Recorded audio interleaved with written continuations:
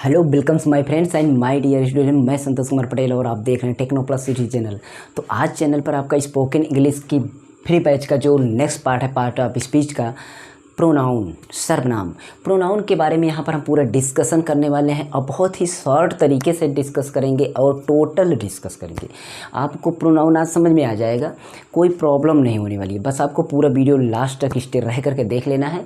और अगर पिछली वीडियो नहीं देखें तो उसको जा करके देख लिए, पार्ट ऑफ स्पीच का या फिर स्पोकन इंग्लिश का पिछला बैच जो भी था। आज आपको 20 नंबर क्लास है, 19 क्लास आपकी निकल चुकी है। पिछली क्लासों को जरूर देख लीजिए, जिसमें स्पेलिंग्स कैसे बनाई जाए वहाँ से, यानी कि वोवेल और कॉन्सोनेंट से हमने स्टार्टअप किया था। बाकी आपका क्लास यहाँ तक पहुँच चुका है, ठीक है। तो प्रोनाउन, नाउन आपने पढ़ा होगा। नाउन क्या होता है? किसी व्यक्ति, वस्तु, स्थान या किसी व्यक्ति हो, कोई वस्तु हो, पर्सन हो, पुरुष हो, कोई व्यक्ति हो, वस्तु हो, स्थान हो, उसके नाम को हम संज्ञा कहते हैं। उसके नेम को हम क्या कहते हैं? नाउन कहते हैं। और नाउन जहाँ यूज होता है, मतलब जो नाउन हम जानते हैं, जो नाउन हम प्रयोग करते हैं, उस नाउन को अगर हम प्रयोग ना करें, उसको हम हटा दें उस जगह से, नाउन को, तो अब सोचे कि अगर आप नाउन हटा देंगे तो कुछ ना कुछ तो प्रयोग करना पड़ेगा। जैसे कि राम जा रहा है, तो राम एक नाम है। अब वहीं पर बोला जाए कि वो जा रहा है, तो वो जो आ रहा है ना, वो सर्वनाम है। क्या है? सर्वनाम। इंग्लिश में यानी कि राम जाता है, ठीक है। तो राम जाता है, राम आपका नाउन हो गया, लेकिन वही चीज़ बोल दिया गया कि वह जाता है, तो वह जो बोला गया ना, वह आपका प्रोनाउन है। मतलब कि संज्ञा के स्थान पर प्रयोग किए जाने वाला जो शब्द होता है वही आपका सर्वनाम होता है, ठीक है। संज्ञा यानी नाउन के स्थान पर जो हम यूज करते हैं, ठीक, इट्स कॉल्ड प्रोनाउन। तो आपको समझना क्या है कि यहाँ पर संज्ञा के स्थान पर प्रयोग किए जाने वाले सर्वनाम होते हैं। टोटल एकदम हम देहाती भाषा में आपको समझाएंगे, जो कि आपको समझ में आ जाए। ज़्यादा हम बहुत ही हार्ड लेवल का नहीं बताएंगे। देखिए, आपका मैंने बोला Ram is my friend, Ram is my friend, Ram मेरा मित्र है। लेकिन अगर वही चीज़ राम को हम बोल रहे हैं राम मेरा मित्र है, मतलब उसका नाम ले लिए, लेकिन अभी किसी को बताना हो वह मेरा मित्र है, मैं उसका नाम ना लूँ, बोलूँ वो मेरा मित्र है, तो उसी की जगह पर ही प्रयोग होगा, क्योंकि वो पुरुष है, ही प्रयोग होगा। अगर लड़की रहे, सीता मेरी बहन है, सीता मेरी बहन है, तो उसको हम बोल सकते हैं वो मेरी बहन है। तो वो मतलब सी जो प्रयोग हो रहा है, ही जो प्रयोग हो रहा है, जो दे प्रयोग हो, मतलब बहुत टाइप से हैं, वही टाइप्स यहाँ पर हम दिखा रहे हैं। आपको मैंने लिख दिया है जिससे कि वीडियो लंबा ना बने, आपको जल्द ही मैं ख़त्म कर दूँ, ठीक है। यहाँ पर देख लीजिए पूरा प्रोसेस कैसे है। पहला है सब्जेक्टिव प्रोनाउन। सब्जेक्टिव प्रोनाउन किसे कहते हैं? जो सब्जेक्ट के स्थान पर प्रयोग किए जाते हैं, मतलब जो सब्जेक्ट के रूप में प्रयोग किए जाते हैं, वो आपका सब्जेक्टिव प्रोनाउन होते हैं। और जो ऑब्जेक्ट के रूप में प्रयोग होते हैं, वो आपका ऑब्जेक्टिव प्रोनाउन होता है। और जो कहने का मतलब आपका ऐसा प्रोनाउन हो जो कि मतलब प्रोनाउन का प्रयोग बताने के लिए किसका है, वो चीज़ बताए कि ये किसका है, कुछ इस तरीके का ऐसा प्रोनाउन हो जो किसी को बताए कि ये चीज़ किसका है, ठीक है। अधिकार के रूप में वो किसको बताए, जैसे मेरा, तुम्हारा, उनका, इस तरीके से ये जो शब्द प्रयोग होता है वो आपका पॉजिटिव प्रोनाउन होता है। एंड रिफ्लेक्सिव प्रोनाउन क्या होता है? रिफ्लेक्टिव प्रोनाउन होता है जो रिफ्लेक्ट पड़े, मतलब किसी पर रिफ्लेक्ट पड़ता है। जैसे हम बोल रहे हैं तो मेरे पर ही रिफ्लेक्ट पड़े, वो बोल रहा है तो उससे उसी पर रिफ्लेक्ट पड़े। और रिफ्लेक्ट मतलब उस जो बात बोली जाए वो उल्टा जा करके उसी पर पड़े, ठीक है। जिसे बोला जा रहा है बोला जा रहा है कि स्वयं, मतलब ठीक है, मैं खुद बहुत बुरा हूँ, तो मैं खुद जो बोला जा रहा है, मैं खुद, क्योंकि वो जो शब्द बोला मैं खुद, मेरे पर ही वो रिफ्लेक्ट हो रहा है। रिफ्लेक्टिव प्रोनाउन मतलब उसमें स्वयं खुद का प्रयोग होगा, ठीक है। चाहे वो दूसरा बोले, चाहे हम बोलें, चाहे कोई बोले, उसमें खुद का प्रयोग रहेगा, यानी स्वयं का, ठीक है, ठीक है। हम स्वयं, तुम स्वयं, वे स्वयं, कोई भी हो, वो खुद, हम खुद, इस तरीके का रिफ्लेक्टिव प्रोनाउन में होता है, ठीक है।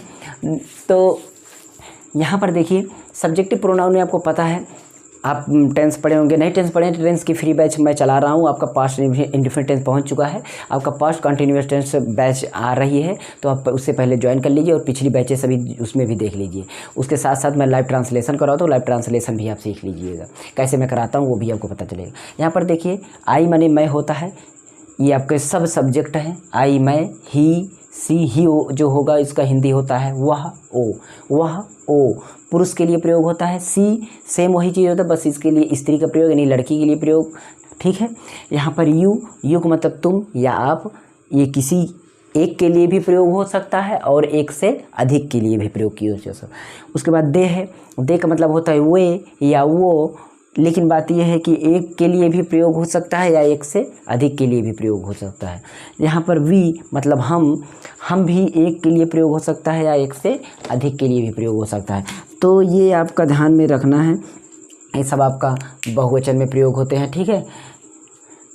अब यहाँ पर देखिए आई का जो ऑब्जेक्टिव रूप होता है, मतलब आई अगर कह रहा है मैं मतलब मैं सब्जेक्ट के रूप में अगर हूँ तो मेरा जो ऑब्जेक्ट होगा वो मी होगा, मैं मुझे। तो ऑब्जेक्ट के रूप में मी, मुझे या मेरे। और इसका जो पॉजेसिव होगा माई या माइन। देखिए इसमें ये दोनों जो है आपका पॉजेसिव में ही होगा, लेकिन इसमें थोड़ा सा फ़र्क होगा, वो फ़र्क अभी यहाँ पर बता देंगे, पहले इसको देख लीजिए।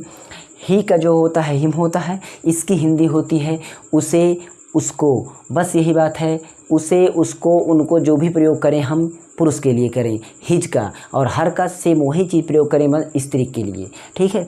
और यू जो प्रयोग होगा वो तुम्हारे के लिए, आपके के लिए, आपको के लिए, इस तरीके की चीज़ों के लिए प्रयोग होता है। उसके बाद देम है, देम का मतलब होता है उनके, ये आपका वे के साथ प्रयोग होता है ऑब्जेक्टिव रूप में। अस मतलब होता है हमें या हमारे लिए। और इसी तरीके से आपका माई मेरा, और यहाँ पर माइन मेरा। देखिए यही बोला जा रहा है ये मेरी कलम है, ठीक है, ये मेरी कलम है। ये तो बोला जा रहा है कि ये मेरी कलम, मैं इंडिकेट कर रहा हूँ, मैं किसी को बता रहा हूँ कि ये मेरी कलम है। लेकिन अभी मैं इसको इस तरीके से बोलूँ, ये कलम जो है मतलब ये कलम मेरी है, मैं ऐसा बता रहा हूँ कि ये मेरी है, मैं इस पर आधिकारिक रूप में कह रहा हूँ कि ये कलम मेरी है। जब माइन प्रयोग होगा तो ऐसा उस पर आधिकारिक रूप में बताया जाएगा कि ये मेरी कलम है, ठीक है, ये मेरी कलम। और उसको बोला जाए कि ये मेरी कलम है, उसको बोला जाए कि बस उसमें बताया जा रहा है, इंडिकेट किया कि ये मेरी कलम है। उस पर आधिकारिक रूप में प्रभाव नहीं जमाया जा रहा है, लेकिन इसमें आधिकारिक रूप में प्रयोग जमा कि ये कलम जो है ना ये मेरी है, इस तरीके से कुछ भाव प्रकट होता। और हिज माने उसका बस वही सेम प्रोसेस आएगा, कोई ज़्यादा इसमें कठिनाई नहीं हो सकती है आपके लिए। अब यहाँ पर देखिए जो स्वयं के लिए है, माई सेल्फ मतलब खुद मेरे स्वयं के लिए, हिम सेल्फ उनके खुद के लिए, पुरुष की जात के हो, और यहाँ पर स्त्री जात के हो तो वो खुद के लिए, कोई है अलग। और योर सेल्फ मतलब तुम बोल रहे हो तो तुम खुद स्वयं के लिए बोला जा रहा है, तुम खुद के लिए, आप खुद के लिए। देम सेल्फ वो एक खुद के लिए, वो तो ये खुद के लिए स्वयं के लिए प्रयोग पहले ही मैंने बता दिया। इस तरीके से प्रोनाउन प्रयोग आपका होता है। और इसके कुछ जो एग्जांपल्स हैं ना, मैं एग्जांपल्स मैं भी सामने आपके कराने चल रहा हूँ, तो मैं इसको अगर स्क्रीनशॉट ले लेते हैं तो मैं इसका एग्जांपल्स मैं कराने चलता हूँ, और एग्जांपल्स आपके लिए बहुत ही हेल्पफुल साबित होंगे, ठीक है। तो मैं इसको मिटा देता हूँ आपके लिए, डस्टर, ठीक है, याद कर लेना, और साथ ही साथ मैं प्रयोग करता चलूँगा तो आपको समझना है कि आखिर कैसे होगा।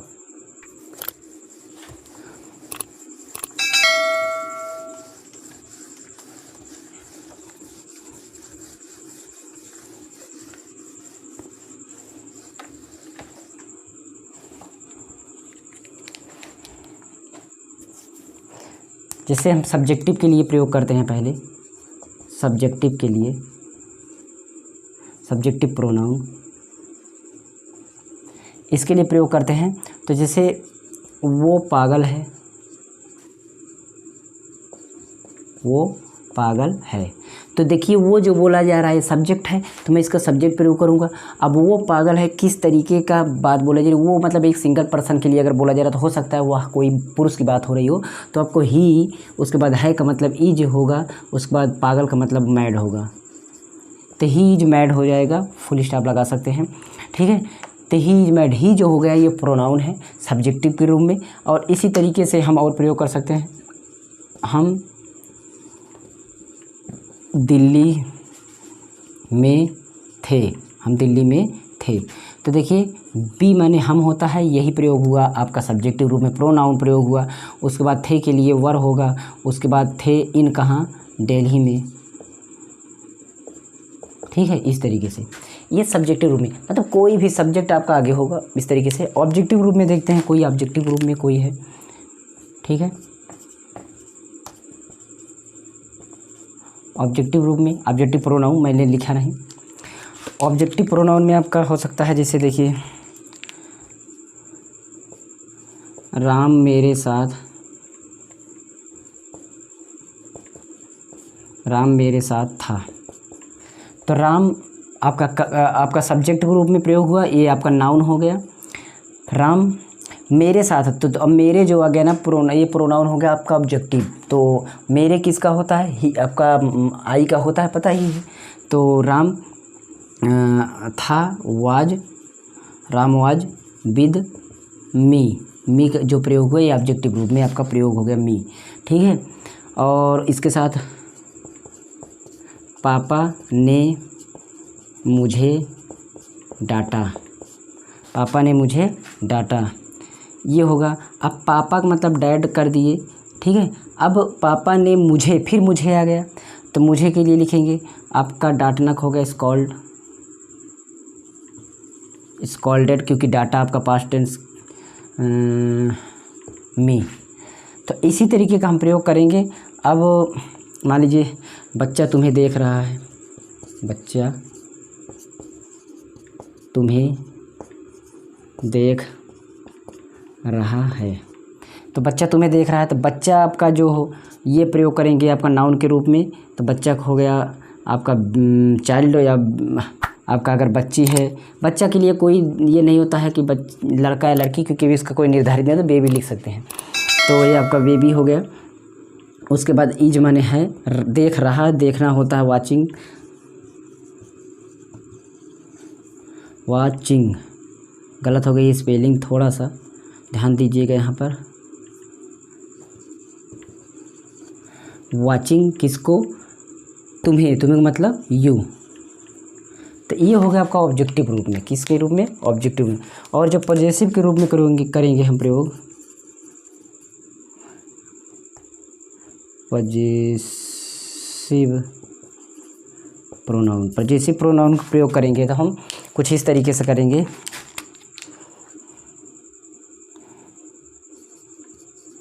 मेरा दिल रो रहा है, मेरा दिल रो रहा है, ठीक है।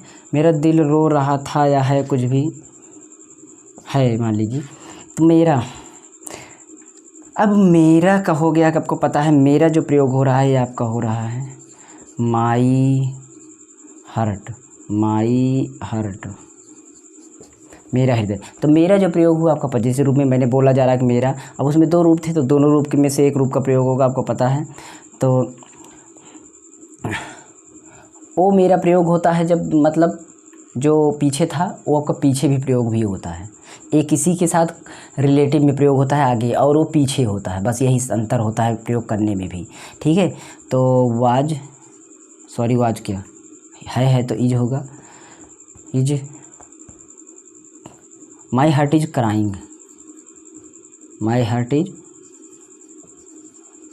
क्राइंग, इस तरीके का चीज़ है। तुम मेरे नहीं थे,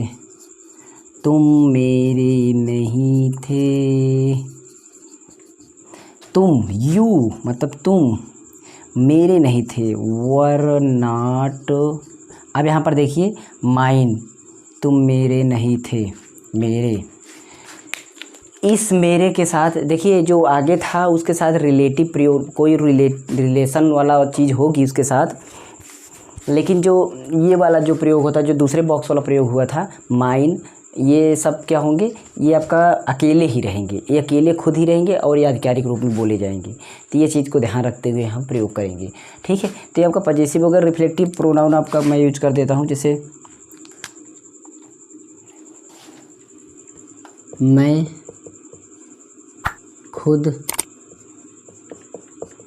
खुद करूँगा, ये आपका रिफ्लेक्टिव हो गया, रिफ्लेक्टिव प्रोनाउन, ठीक है।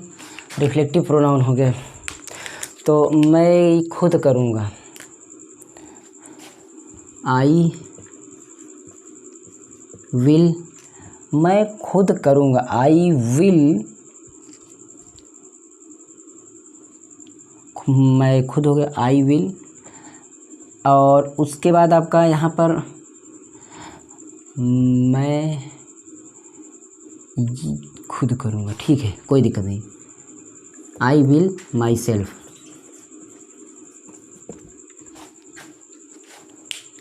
आई विल डू हो गया, I will do my self, मैं खुद करूँगा। और देख लीजिए कोई और भी,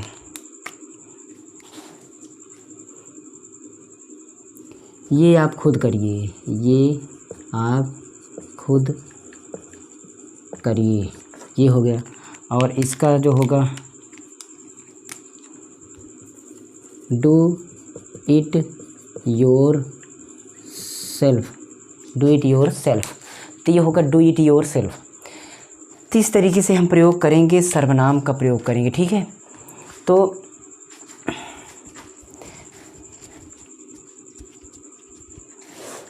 पता चल गया होगा। जो आपका माई माइन होता है, योर, इस तरीके से देखिए, इसमें थोड़ा लिख देते हैं एक बार समझने के लिए। माई माइन, और उसके बाद योर योर्स, उसके बाद होता है क्या, आवर आवर्स, उसके बाद हर हर्ष। इस तरीके से जो तमाम हैं ये दोनों आपका जो प्रयोग किए गए हैं। तो इसका हम जो प्रयोग करेंगे जो पजेसिव रूप में है तो दो प्रकार का है। मैंने बोला इस जो माई योर आवर के साथ कोई ना कोई रिलेटिव वस्तु, व्यक्ति, कोई चीज़ रिलेटिव उसके साथ जुड़ा रहेगा। लेकिन इस वाले की चीज़ कोई चीज़ जुड़ा नहीं रहेगा तो पता चल जाएगा कि हमें ये कहाँ यूज करना है, ऑटोमेटिक पता चल जाएगा। जैसे देखिए, तुम्हारा घर मेरा है, तुम्हारा घर जो है वो मेरा है, इस तरीके मेरा अकेले अगर, लेकिन मैं इस तरीके से बोलता कि तुम्हारा घर मेरा घर है, मेरा घर है, तो इस तरीके से जुड़ जाता मेरा घर एक साथ, तो वो चीज़ आपको यूज करना है। तो समझ गए होंगे शायद आपको प्रोनाउन नॉर्मल तरीके से। इसके साथ जो पार्ट ऑफ स्पीच का जो नेक्स्ट पार्ट होगा वर्ब होगा शायद, तो उसको मैं पढ़ाऊंगा, जो भी होगा 21 नंबर पार्ट होगा। पिछली वीडियो जरूर देख लीजिए। आपको स्पोकन इंग्लिश की पूरी बैच आपको ज्वाइन करना है और 100% देखना है पूरा, आपको बहुत ही अच्छा रिस्पॉन्स मिलेगा आपको, जिससे कि आपको अंग्रेजी में चाहे हाई स्कूल हो इंटर में आपको अच्छा नंबर लेकर आएँ। मैं साथ ही साथ सिलेबस को भी हल करवाऊँगा। अभी केवल ग्रामर चला क्योंकि स्कूल अभी थोड़ा कम चल रहा है, इस तरीके से मैं पूरा ग्रामर खत्म कर दूँ तब तक, जिससे कि आपका जो सिलेबस हो उसको खत्म कर दूँ। Physics, chemistry, math and calculation के 95 3 प्ले लिस्ट जरूर चेक कर लेना। 75 की प्ले लिस्ट आपको चेक कर लेना है और उसके साथ साथ उस पर कैलकुलेशन भी मिल जाएगी, और न्यूमेरिकल की जो ट्रिकी सोल्यूशन उसको भी देख लेना, और मैथ की जो ट्रिकी सोल्यूशन है उसको भी देख लेना। इस तरीके से आपको जो भी बैच जो भी प्ले लिस्ट मिली नीचे चेक कर लेना, अपने क्लास की बैच ज्वाइन कर लेना। लाइव टेस्ट मैं यहाँ पर ट्रांसलेशन करवाता हूँ, बिना कोई टेंस सीखे, बिना कोई ग्रामर सीखे आप ट्रांसलेशन करेंगे। कैसे करेंगे आपको देखना है, वो सारी वीडियो देख लीजिएगा, आपको मिलेगी। और साथ ही साथ आप अगर ज्वाइन करते हैं तो हर हफ्ते में एक देता हूँ वैसे भी। ओके, चलिए चलते हैं। प्लीज़ यार लाइक शेयर जरूर करिए, कुछ आप करते नहीं, अगर आप करेंगे तो हमें सपोर्ट करेंगे। देखते हैं कितने लोग आप हम जैसे यूट्यूबर, हम जैसे अध्यापकों के लिए कौन कौन से ऐसे लोग हैं जो लाइक करते हैं। मैं उनका धीरे धीरे जैसे जैसे जो भी हमारे स्टूडेंट या फ्रेंड्स हमारे यहाँ पर चैनल पर कहने का मतलब विजिट करते रहेंगे और हमारे हर वीडियो पर सपोर्ट करेंगे, मैं एक दिन उनके लिए कुछ अच्छा सपोर्ट करने का मैं उनका कुछ न कुछ गिफ्ट जरूर दूंगा, ये मेरा वादा है। लेकिन आप लोग अगर सपोर्ट करते रहते हैं। Okay, thanks for watching and मिलेंगे नेक्स्ट वीडियो, तब तक दीजिए जय।